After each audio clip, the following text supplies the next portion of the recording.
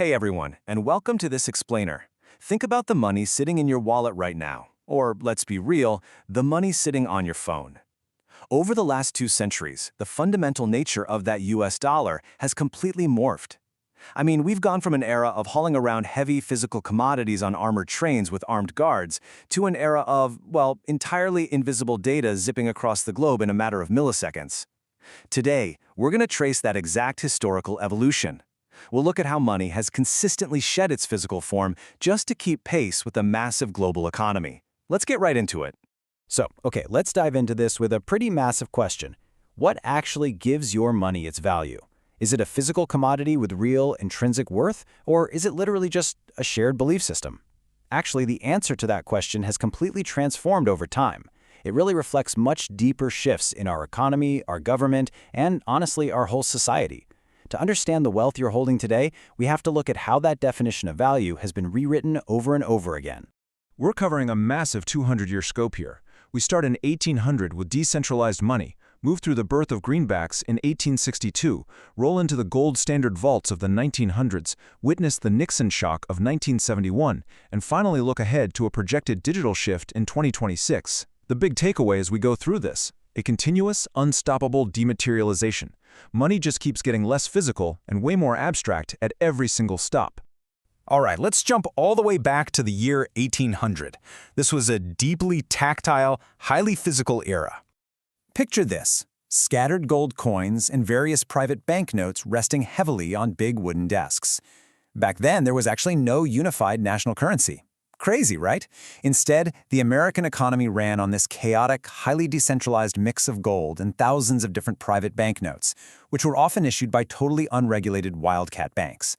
Money was incredibly tangible. You could literally feel the weight of it in your hand. But that exact physical weight, and really the complete lack of a strong central system, made widespread commerce incredibly slow. Doing business across state lines carried immense friction.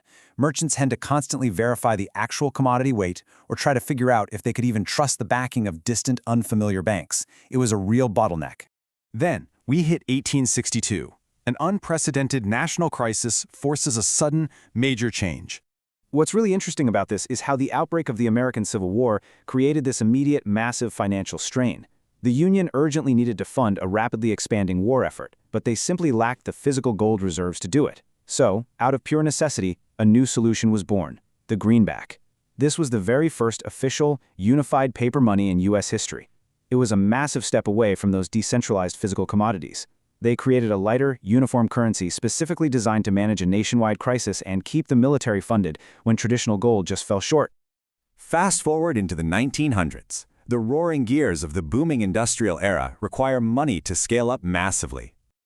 To keep pace with all this rapid economic expansion and the rise of giant corporations, a really fascinating dual nature of money emerged. The public widely adopted gold certificates. Think of them as lightweight, incredibly convenient pieces of paper that allowed commerce to flow freely and quickly across a connected nation. But the entire integrity of that system relied absolutely on massive, totally immobile vaults of gold. The paper you held was strictly a representation. It was securely anchored by the immense physical weight of real gold bars locked away completely out of sight. It was essentially the perfect compromise between the speed of paper and the ironclad trust of precious metal. And then comes 1971. Boom, the Nixon Shock. And this before and after brilliantly illustrates the exact moment the gold bars vanish. The U.S. was facing mounting geopolitical pressures, rising domestic inflation, and foreign nations were severely draining U.S. gold reserves by rushing to redeem their dollars. So a fundamental pivot was required. The United States officially severed the dollar's tie to gold. In an instant, the physical backing just vanished. The whole era of money being intrinsically tied to a tangible commodity was over. This fundamentally altered the mechanics of global economics, completely untethering the money supply from the physical limitations of mining gold out of the ground. What remained in its place is the modern fiat dollar. Without the constraint of gold sitting in a vault somewhere, this new money relies entirely on institutional trust. Literally, the entire engine of global commerce suddenly shifted to operate purely on the full faith and credit of the government.